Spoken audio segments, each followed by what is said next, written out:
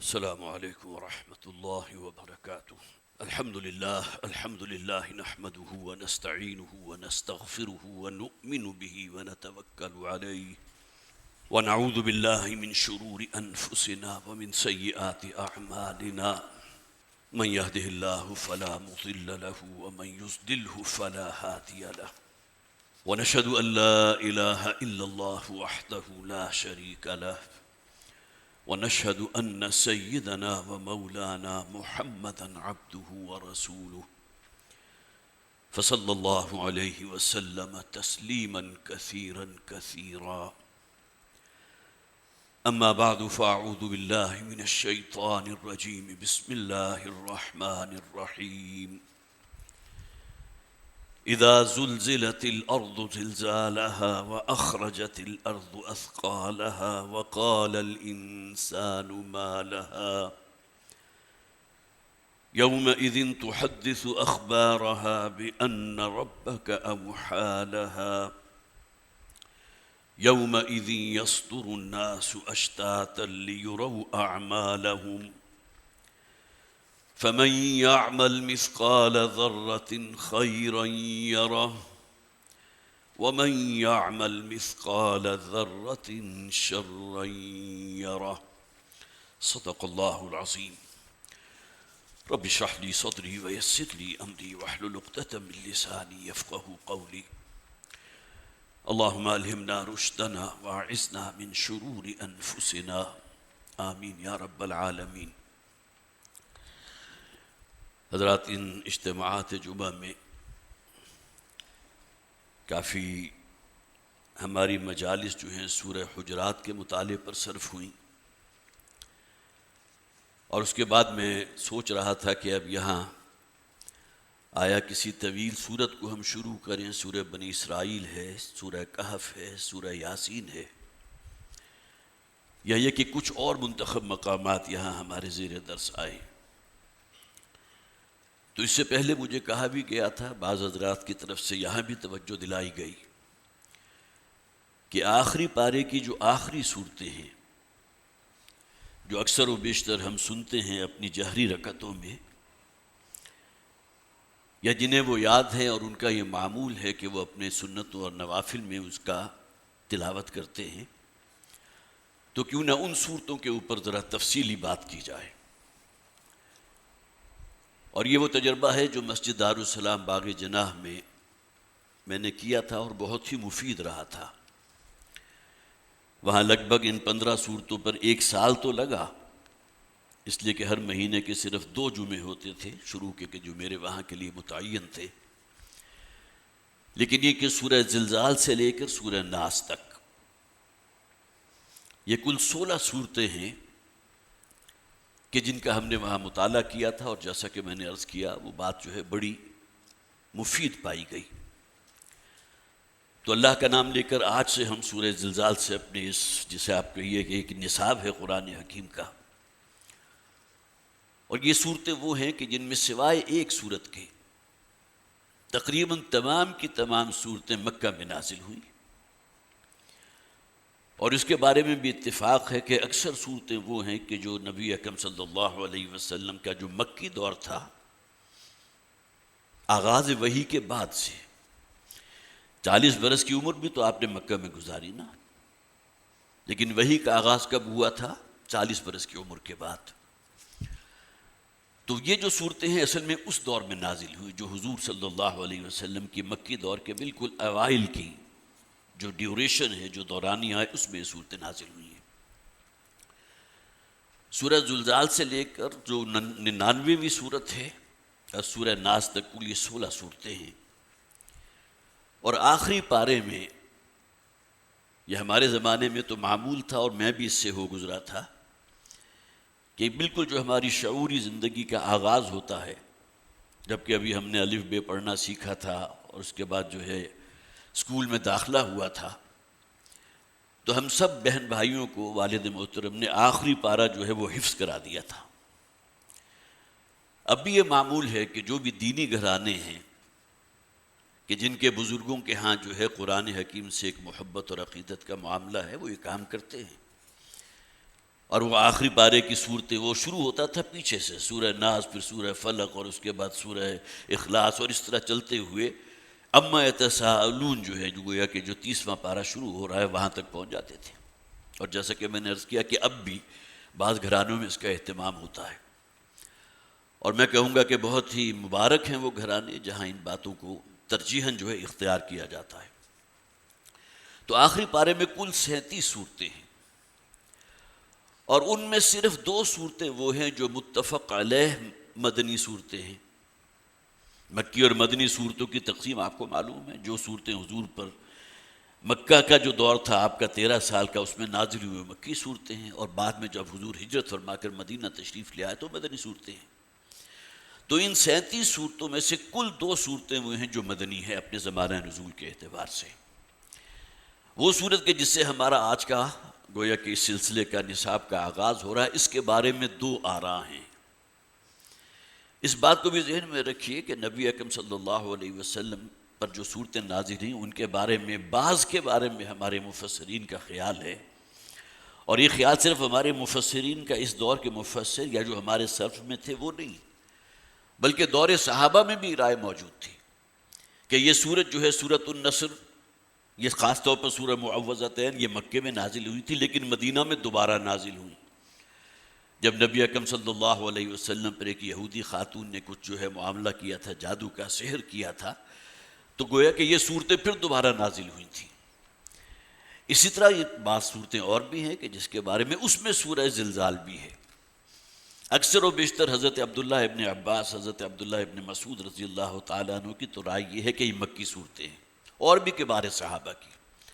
لیکن ایک روایت وہ ہے کہ جو بہت ہی جسے آپ کہیے کہ سند کے اعتبار سے مضبوط ہے، کہ جو حضرت ابو سعید خدری رضی اللہ تعالیٰ عنہ سے مروی ہے، اور وہ بڑا پیارا واقعہ ہے۔ ظاہر ہے کہ یہ واقعے جو ہیں ہمارے لیے بڑی ایک ایمان اور تقوی کے جو جذبات ہیں اس میں ایک مہمیز کا کام کرتے ہیں۔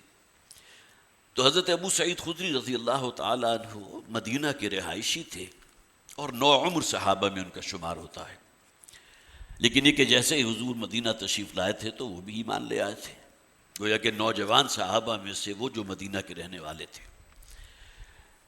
تو ایک دن وہ خود فرماتے ہیں، اور یہ روایت موجود ہے مسند احمد میں موجود ہے، بعض اور کتابوں میں موجود ہے، کہ ایک موقع پر جب کہ ہم حضور صلی اللہ علیہ وسلم کے پاس بیٹھے ہوئے تھے تو میں نے حضور سے سوال کیا صلی اللہ علیہ وسلم کہ حضور کیا میرے جو اعمال ہیں، ایک اعمال وہ ہے جو دوسرے لوگوں کی نگاہوں میں بھی ہیں، کوئی شخص جھوٹ بول رہا ہے، کوئی کسی کو گالی دے رہا ہے، کوئی طعنہ دے رہا ہے، یہ دوسرے شخص کو بھی معلوم ہے، لیکن کچھ اعمال گناہ ایسے ہوتے ہیں جو صرف اسی شخص کو معلوم ہو۔ تو حضرت ابو سعید نے رضی اللہ تعالیٰ عنہ حضور سے سوال کیا کہ کیا حضور میرے جو وہ اعمال کے جو صرف میرے علم میں ہیں، کیا وہ بھی قیامت کے دن افشا کر دیے جائیں گے؟ کیا وہ بھی بتا دیے جائیں گے؟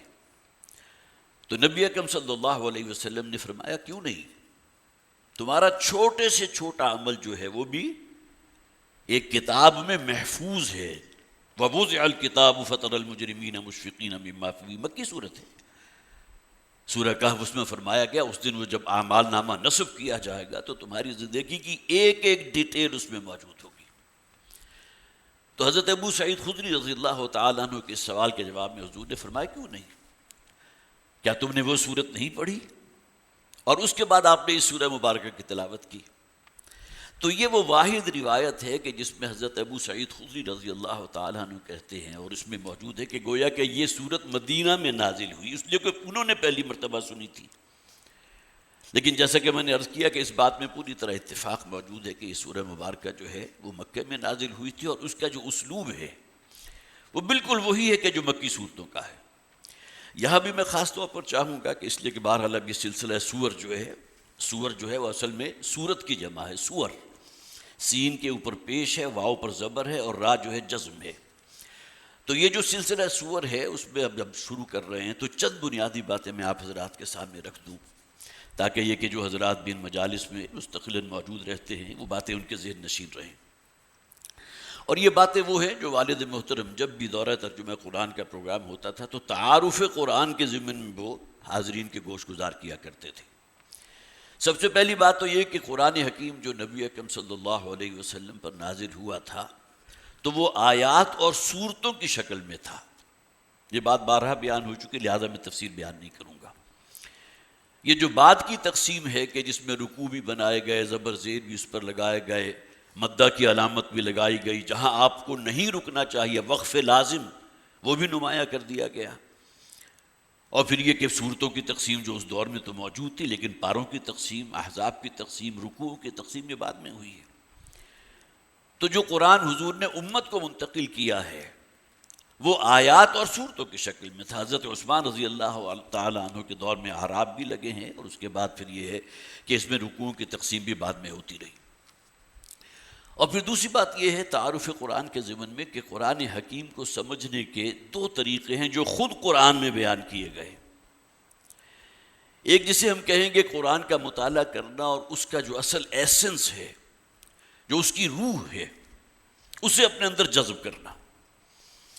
گویا کہ قرآن حکیم کی تعلیمات کا خلاصہ، جس کی مثال دیا کرتے تھے والد محترم، جس طرح کوئی جو آپ دودھ کو اگر بلوئیں گے تو مکھن جو ہے اس کی اوپر کی سطح کے اوپر تیرنے لگتا ہے. تو قرآن حکیم کی تعلیمات کا خلاصہ وہ ہے جو قرآن کا مطالعہ کرتے ہوئے آپ اس سے اخذ کر رہے ہیں، تو اس کی سطح پر تیر رہا ہے. اور اس تک رسائی حاصل کرنا، اس کو انسان کو جو ہے سمجھنا کوئی زیادہ مشکل کام نہیں ہے. قرآن اس اعتبار سے بہت سہل کتاب ہے کہ قرآن کے جو مبادیات، جو تعلیمات ہیں وہ اس کی سطح پر تیر رہی ہیں. گویا کہ وہ شخص ذرا محنت کرتا ہے وہ اس سے کچھ حاصل کر لیتا ہے. ہاں محنت کرنا ضرور ہے، یہ فرض ہے، یہ شرط ہے، یہ واجب ہے. اگر کوئی شخص وقت لگانے کو تیار نہ ہو، کوئی اپنا جو ہے کوئی محنت کرنے کو تیار نہ ہو، تو ظاہر ہے کہ یہ قرآن حکیم کا جو تذکر والا پہلو ہے، جو اس کی تعلیمات اس کی سطح پر تیر رہی ہیں، اس تک رسائی حاصل تو نہیں کر سکتا. یہ اصطلاح وہ ہے جسے قرآن کہتا ہے تذکر بالقرآن. وَلَقَدْ يَسَّرْنَا الْقُرْآنَ لِلذِّكْرِ فَهَلْ مِن مُدَّكِرٍ. سورہ قمر میں 4 مرتبہ یہ آیت ریپیٹ ہوئی. پہلے بھی میں نے بیان کیا تھا کہ قرآن حکیم کو ہم نے یاد دہانی کے لیے، نصیحت آموزی کے لیے، عبرت حاصل کرنے کے لیے بہت آسان اور بہت سہل بنا دیا. اس میں کوئی شک نہیں کہ قرآن دنیا کی آسان کتابوں میں سے ایک کتاب ہے. وَلَقَدْ يَسَّرْنَا الْقُرْآنَ لِلذِّكْرِ فَهَلْ مِن مُدَّكِرٍ. تو اسے کہیں گے تذکیر بالقرآن. ہر مسلمان سے اصلاً جو شے مطلوب ہے وہ اس درجے کا قرآن کے اوپر غور و فکر ہے.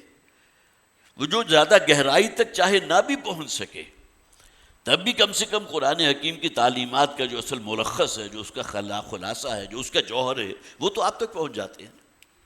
یہ تذکر بالقرآن ہے. جیسا کہ حضور سے بھی کہا گیا فذکر بالقرآن من یخاف وعید. سورہ قاف کی آخری آیت ہے، اے نبی صلی اللہ علیہ وسلم آپ یاد دہانی کرائیے، نصیحت آموزی کیجئے اس قرآن کے ذریعے. تو وہ تعلیمات کے جو قرآن حکیم کی گویا کہ اس کا اصل نچوڑ ہے، حاصل ہے، ایسنس ہے، وہ ہر شخص حاصل کر سکتا ہے. بہت سہل، بہت آسان، بشرطے کہ نیت ہو. اگر کوئی شخص قرآن اس لیے نہیں پڑھتا کہ وہ کچھ چیزیں اس کے علم میں آ جائیں گی تو اس پر پھر عمل کرنا پڑے گا. اب عمل نہ کریں گے تو گناہ گار ہوں گے. لہذا بہتر یہ ہے کہ میں باز آیا محبت سے اٹھا لو پاندان اپنا، میں اس کا مطالعہ ہی نہیں کرتا. اب یہ سوچ تو وہ جو شیطنت کے اوپر منحصر ہے. گویا کہ کوئی شخص اللہ کی کتاب مان رہا ہے، یہ اللہ کا کلام ہے، اللہ کی کتاب ہے، لیکن اسے اس لیے نہیں پڑھ رہا کہ جو باتیں میرے علم میں آئیں گی اس پر مجھے عمل کرنا پڑے گا، اور اگر میں عمل نہیں کروں گا تو مجھے گناہ ہوگا. لہذا بہتر ہے کہ اس کو نہ ہی سمجھو. جس طرح ہمارے ہاں ایک طبقہ موجود ہے جو قرآن حکیم کے بارے میں کہتا ہے وہ اس کو تلاوت کرو، اس سے ثواب حاصل کرو، باقی اس کو خود سمجھنے کی کوشش نہ کرنا. ایک درجے میں بات صحیح ہے، لیکن یہ کہ اس سے یہ نتیجہ نکال لینا کہ اس کا ترجمہ بھی نہ پڑھیں، اس کی کوئی تفسیر بھی نہ پڑھے، کوئی اور آپ ایسی حواشی جو ہے قرآن حکیم کے جس میں اس کی جو ہے تفصیل بیان کی گئی ہو اس سے بھی کوئی اعتنا نہ رکھیں، تو ظاہر ہے کہ جسے آپ کہیے تو جہالت والی بات ہے. قرآن صرف اس لیے نازل تو نہیں ہوا تھا کہ یہ اعلیٰ ثواب ہے، صرف سے پڑھ کر جو ہم ثواب حاصل کر لیں. تو تذکر بالقرآن اور دوسرے پھر تدبر قرآن ہے. یہ بھی قرآن حکیم کی اصطلاح ہے. افلا یتدبرون القرآن ام علی قلوب اقفالها. یہ لوگ قرآن پر تدبر کیوں نہیں کرتے؟ کیا ان کے دلوں کے اوپر کوئی تالے ڈال دیے گئے ہیں؟ ان کے دل آمادہ نہیں ہوتے قرآن پر غور و فکر کرنے کے لیے۔ اب یہ وہ پہلو ہے جس کے بارے میں جیسا کہ میں نے عرض کیا کہ اس میں محنت بھی لگتی ہے، راتیں بھی لگانی پڑتی ہیں، اور جو ہمارے سلف میں جو بڑے بڑے مفسرین گزرے ہیں انہوں نے جس طرح عرق ریزی کی ہے، 20 سال 25 سال انہیں لگے ہیں کسی قرآن حکیم کی تفسیر لکھنے میں، اور 10 جلدوں کے اندر قرآن حکیم کی تفاسیر جو ہے ہمارے سامنے موجود ہے۔ یہ اصل میں بہت بڑا احسان ہے ان مفسرین کے جنہوں نے اپنی زندگیاں لگا دی اس کام کے لیے، اور ان کے طفیل گویا کہ وہ ہدایت کا ایک منبع اور سرچشمہ ہے جو ہم تک پہنچا ہے، وہ چشمہ رواں ہے جو ہم تک پہنچا ہے۔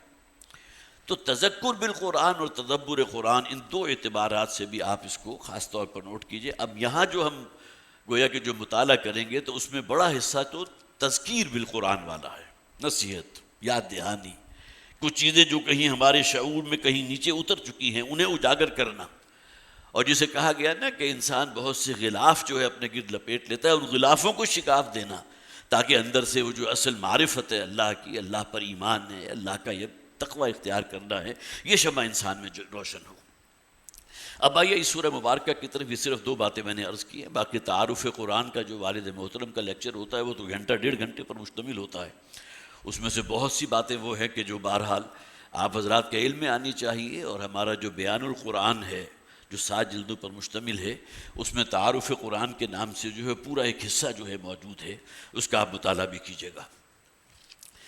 اس سورہ مبارکہ کے زمانہ نزول کے بارے میں نے عرض کیا، یہ مکی صورت ہے، لیکن یہ کہ اس کے بارے میں ایک روایت وہ ہے کہ جس سے یہ خیال پیدا ہوتا ہے کہ یہ مدنی صورت ہے، اور دوسری بات جو میں نے کہی وہ یہ کہ پھر یہ سورہ مبارکہ مدینہ میں بھی نازل ہوئی حضور پر صلی اللہ علیہ وسلم۔ اس سورت کا نام ہے سورۃ الزلزال۔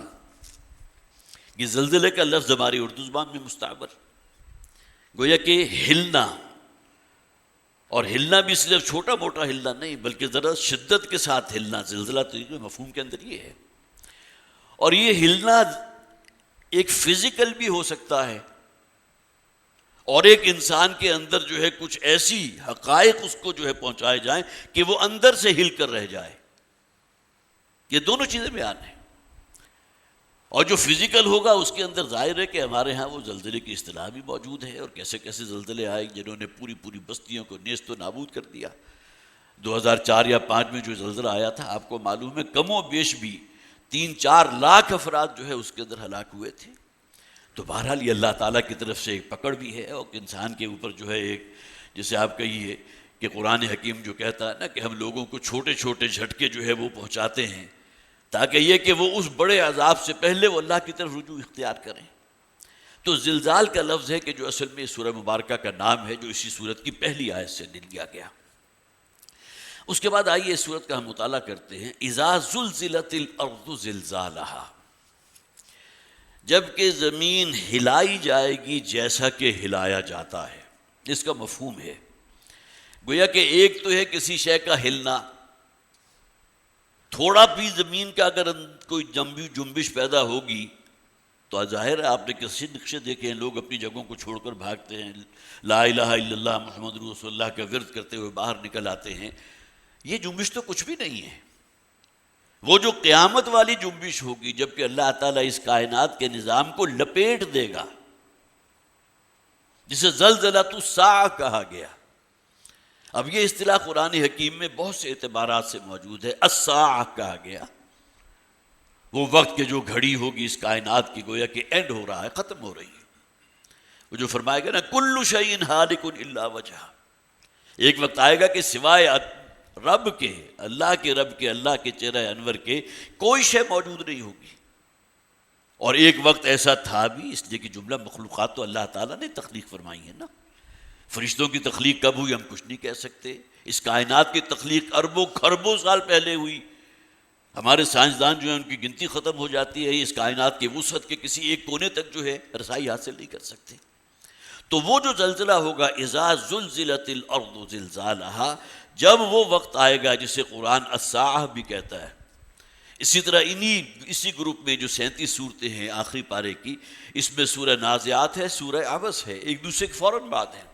فَإِذَا جَاءَتِ الطَّامَّةُ الْكُبْرَى، یہ الفاظ کے اندر بھی جو زور ہے اس کو محسوس کیجئے. جب وہ وقت آئے گا، وہ قیامت کی گھڑی آئے گی جو بہت بڑا حادثہ ہوگا اس قیامت کا. فَإِذَا جَاءَتِ الصَّاخَّةُ، اس سے اگلی صورت میں سورہ عبس میں یہ فرمایا گیا وہ وقت کے جب کہ وہ چنگھاڑ اور وہ چیخ ہوگی کہ جو انسانوں کے پردوں کو پھاڑ کر رکھ دے گی. اب یہ انداز قرآن حکیم استعمال کرتا ہے، گویا کہ اگرچہ ہماری زندگی کے لیے تو وہ قیامت ہے جو ہماری موت کی شکل میں ہمارے سروں کے اوپر معلق ہے، اس میں کوئی شک نہیں. نبی اکرم صلی اللہ علیہ وسلم کی حدیث پہ من مات فقط قامت قیامتہ، جس شخص کی موت وارد ہو گئی، موت واقع اس پر ہو گئی تو اس کی تو قیامت شروع ہو گئی.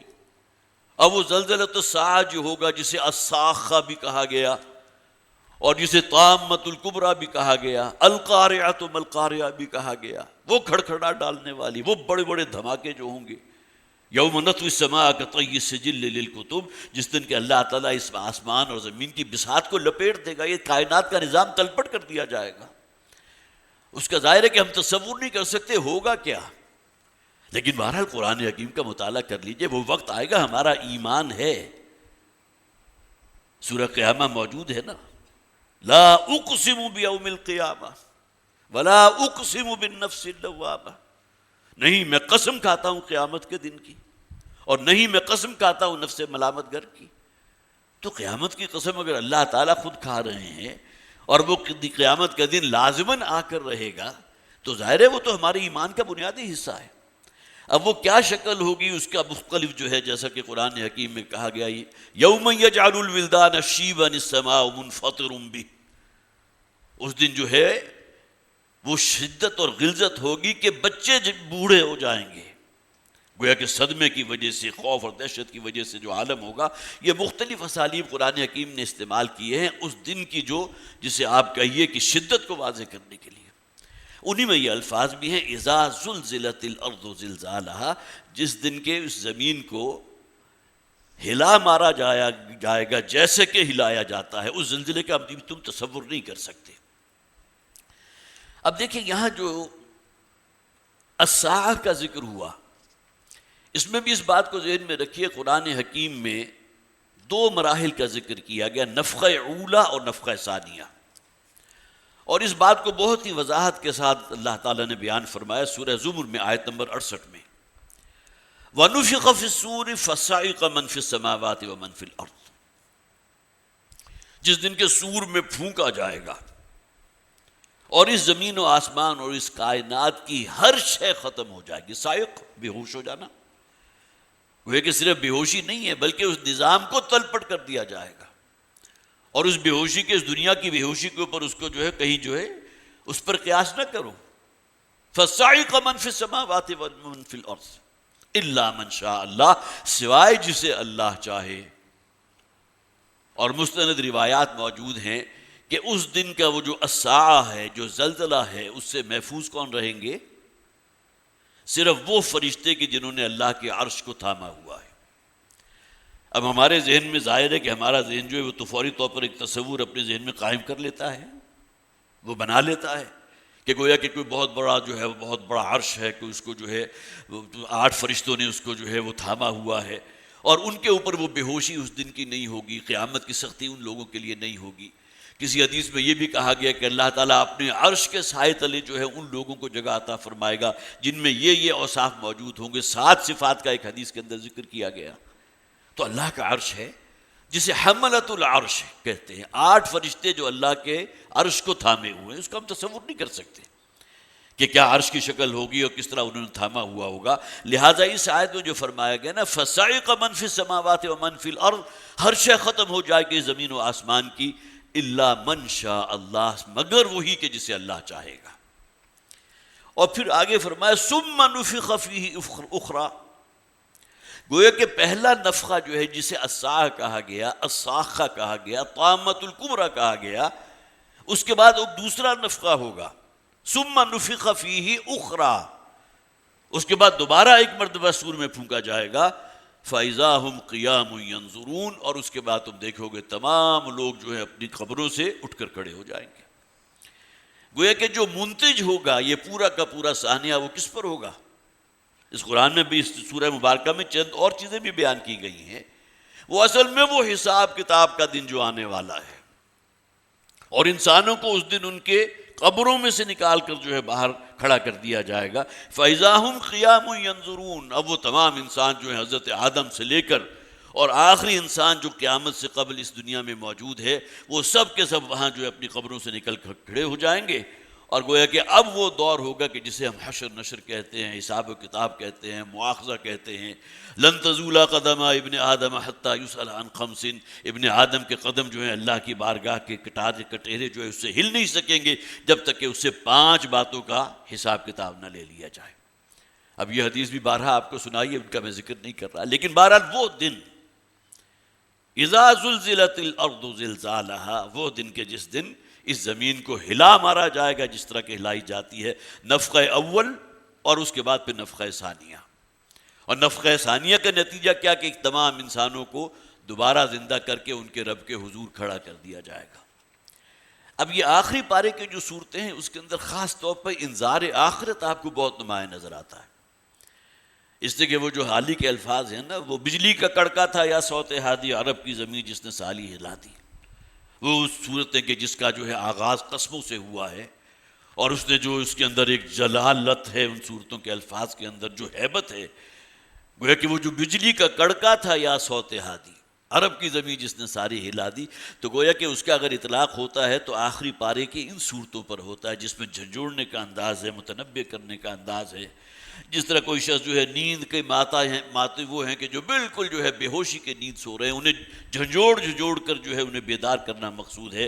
حضور پر جو اولین دور میں صورتیں نازل ہوئی ہیں وہ اسی نوعیت کی تھی، جس کا جیسا کہ میں نے عرض کیا کہ ہم نے آغاز کیا ہے آج سے انشاءاللہ، اور سورہ زلزال پر ہماری گفتگو جاری رہے گی۔ چند تمہیدی باتیں میں نے عرض کی ہیں، اور صرف پہلی آیت جو ہے اس پر کسی درجے میں بات کر سکا ہوں۔ اللہ تعالی ہمارے اندر جو اصل مطلوب ہے ان صورتوں کا کہ ہمارے اندر ایمان پیدا ہو آخرت پر، اور مرنے کے بعد کی زندگی پر ہمارا یقین پختہ سے پختہ تر ہوتا چلا جائے، اللہ تعالیٰ یہ صفت ہمارے اندر پیدا فرمائے۔ یہ جو دہشت گردی کا حالیہ واقعہ ہوا ہے کینیڈا میں، اس کے حوالے سے یہ تحریر ہے جو آپ کو میں سنانا چاہتا ہوں کہ سانحہ کینیڈا در حقیقت اسلاموفوبک دہشت گردی ہے، ایک اسلاموفوبیا ہے کہ اسلام کے خلاف انسان کے اندر جو ہے کوئی جذبات ہوں، لیکن جب اس کو ایکشن کوئی کر لے کوئی شخص مسلمانوں کے لیے جو ہے جسے آپ کہیے کہ ان کو کوئی قتل کے درپے ہو جائے، تو یہ پھر دہشت گردی بن جاتی ہے، وہ پھر اسلاموفوبیا نہیں رہتا، پھر معاملہ جو ہے وہ ٹیررزم تک پہنچ جاتا ہے۔ یہ بات تنظیم اسلامی کے امیر شجاع الدین شیخ صاحب نے ایک بیان میں کہی ہے کہ کینیڈا کے صوبہ انٹاریو میں ایک ٹرک ڈرائیور نے پاکستانی نژاد مسلم فیملی پر جان بوجھ کر ٹرک چڑھا دیا، جس سے ایک بچے کے سوا پورا مسلمان خاندان جو ہے شہید ہو گیا۔ حقیقت یہ ہے کہ مغرب کی حکومت اور متعصب میڈیا ایک عرصے سے اسلاموفوبیا میں مبتلا ہے، وہ تو ایک حقیقت ہے، آپ کو معلوم ہے، جسے اب انہوں نے اپنے عوام میں بھی منتقل کرنا شروع کر دیا، جس کا نتیجہ یہ نکلا کہ اسلاموفوبیا نے اب اسلاموفوبک دہشت گردی ٹیررزم کی شکل اختیار کر لی۔ انہوں نے کہا کہ ایک طرف تو مغرب مسلمانوں کی مبینہ دہشت گردی کو آڑ بنا کر مسلمانوں کی بستیاں تباہ کر رہا ہے، جو کچھ ہوا عراق میں، جو کچھ ہوا ہے لیبیا میں، جو کچھ ہوا افغانستان میں، جو کچھ ہوا اب اس وقت حال میں جو فلسطین میں ہو رہا ہے، اور خاص طور پر کشمیر کو ہم جو ہے بلائے بیٹھے ہیں۔ 2 سال پہلے جو ہے بڑا غلغلہ تھا، اب تو گویا کہ ہمارے جو ہے اس کے اعصاب کے اوپر کوئی جو تک نہیں رینگتی کہ کشمیر کے بھی مسلمان ہیں وہاں وہ کس حالت میں ہیں، جس طرح ان کا بائیکاٹ کیا گیا ہے، اور فلسطین کا معاملہ بھی ایک دم جو ہے جوش تو آیا تھا، اس کے بعد پھر معاملہ جو وہی ٹھنڈ پروگرام جسے کہتے ہیں، پھر گویا کہ ہم مطمئن ہو گئے اس بات پر۔ یہ تمام معاملات ان کی طرف سے تو ہو رہے ہیں، لیکن دوسری طرف جو مسلمان دہشت گردی کا شکار ہوتے ہیں تو مجرم کے اس فعل کی کئی تعویلات کی جاتی ہیں، اسے نفسیاتی مریض قرار دے دیا جاتا ہے، ذہنی مریض قرار دے دیا جاتا ہے۔ ایک شخص جو ہے خواہ وہ 20-25 افراد کو ہلاک کر دے تو معلوم ہوا کہ اس کو تو ذہنی عارضہ تھا، اور مسلمانوں کی بستیوں کے بستیاں جو ہیں وہ تباہ کر رہے ہیں۔ انہوں نے کہا کہ کسی حادثے میں غیر مسلموں کے متاثر ہونے پر امریکہ اور سارا یورپ آسمان سر پر اٹھا لیتے ہیں، لیکن انتہائی افسوس اور دکھ کی بات ہے کہ مسلمان فیملی کے بے دردی کے ساتھ قتل کیے جانے پر سوائے پاکستان اور ترکی کے پوری امت مسلمہ مکمل طور پر خاموش ہے۔ معلوم ہوتا ہے کہ بے حسی کی انتہا ہے کہ کہاں ان کا معاملہ اور کہاں یہ اگر واقعہ ہوا ہے تو اس کے بارے میں کوئی ذکر ہی نہیں۔ حقیقت یہ ہے کہ امت مسلمہ کی یہ بے حسی دشمنان اسلام کی تقویت کا باعث بن رہی ہے۔ یہ ہماری خاموشی ہے نا جس کی وجہ سے انہیں مزید شے مل رہی ہے، اور مسلمانوں کا خون بہانے میں بہت جری ہوتے چلے جا رہے ہیں۔ ضرورت اس امر کی ہے کہ مسلمان سربراہان حکومت سر جوڑ کر بیٹھیں اور مسلمانوں کے خلاف اس بڑھتی ہوئی دہشت گردی کے خلاف کوئی جامع لائحہ عمل طے کریں۔ بہرحال یہ خواہش تو ہے، لیکن اس خواہش پر عمل کیا ہوگا اس کے بارے میں ظاہر ہے کہ اختیار میں ہمارے کچھ نہیں ہے، لیکن بہرحال کم سے کم یہ کہ جو کہا گیا نا کہ کسی شخص کے دل میں اگر رائی کے ذرے کے برابر بھی ایمان موجود ہے تو کم سے کم یہ غیرت ایمانی اس میں ہونی چاہیے، اور گناہ کے خلاف کوئی نفرت جو ہے اس کے اندر موجود ہونی چاہیے۔ بارک اللہ لی ولکم فی القرآن العظیم ونفعنی وإیاکم بالآیات والذکر الحکیم، آیات والذکر الحکیم، آیات والذکر